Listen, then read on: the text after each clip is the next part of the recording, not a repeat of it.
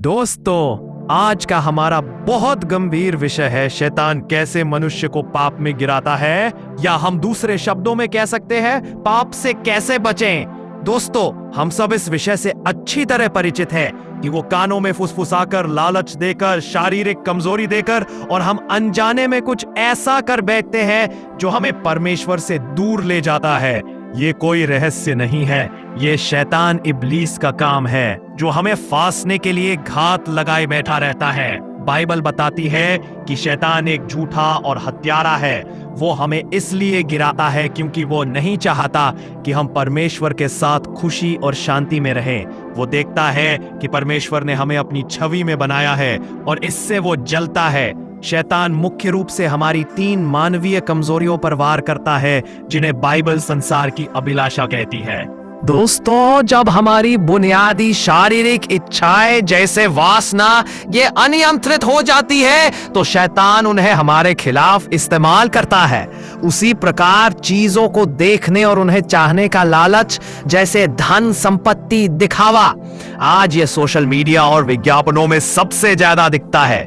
हम हमेशा दूसरों के पास जो कुछ है उसे पाने की दौड़ में लगे रहते हैं और उस दौर में दौड़ते दौड़ते शैतान के जाल में फंस जाते हैं। दोस्तों, उसी तरह अपने बारे में बहुत ऊंचा सोचना, परमेश्वर की जरूरत महसूस न करना और अपनी ताकत या सफलता पर घमंड करना, शैतान ने स्वयं इसी घमंड के कारण स्वर्ग से गिराया गया था।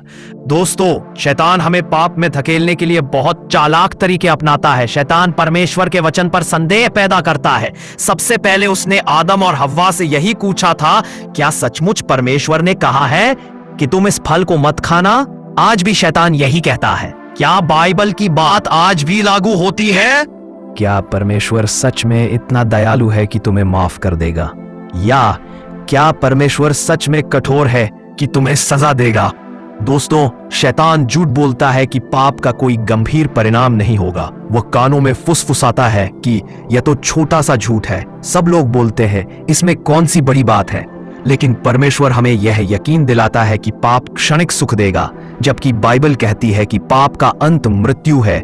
दोस्तों, जब हम पाप करते हैं तो शैतान हमें माफी मांगने नहीं देता।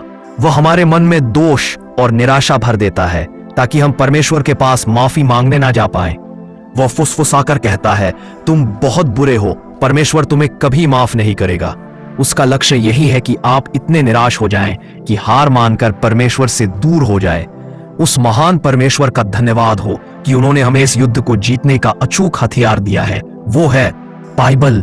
दोस्तों, यीशु ने भी स्वयं शैतान को हराने के लिए इसी बाइबल रूपी हथियार का इस्तेमाल किया था।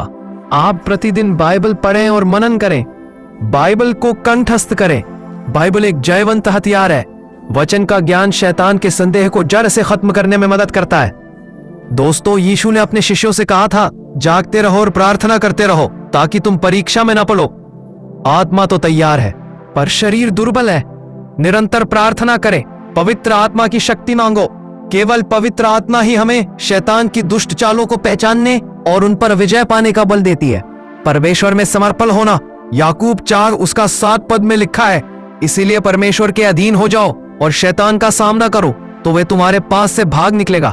दोस्तों, सबसे पहले अपने जीवन को पूरी तरह परमेश्वर के नियंत्रण में दें। जब कोई बुरा विचार या लालच आए तो उसे तुरंत मना करें, इसमें टाल मटोल न करें। याद रखें, आप अकेले नहीं हैं, यीशु पहले ही शैतान को हरा चुके हैं। दोस्तों, जिसने ही यीशु मसीह को उद्धारकर्ता के रूप में ग्रहण किया है उसको शैतान कभी भरमा नहीं पाएगा, क्योंकि उसके मन यीशु का वास स्थान होगा। क्योंकि जहां यीशु मसीह है वहां शैतान टिक नहीं पाएगा। दोस्तों, मुझे उम्मीद है कि इस संदेश के द्वारा आपने बहुत कुछ सीखा होगा। वीडियो को लाइक करें, चैनल को सब्सक्राइब करें। आपका बहुत बहुत धन्यवाद।